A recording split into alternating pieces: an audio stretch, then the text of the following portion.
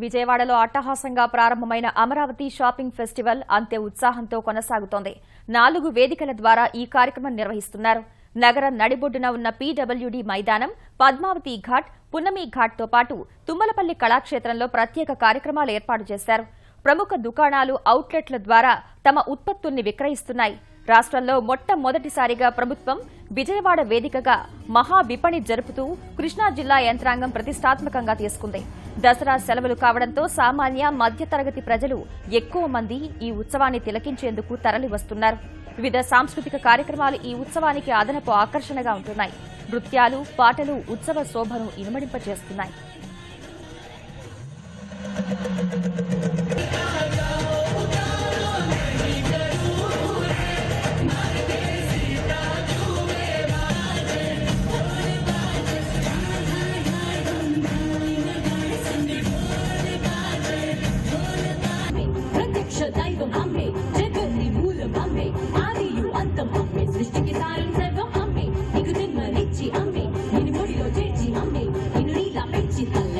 Jalla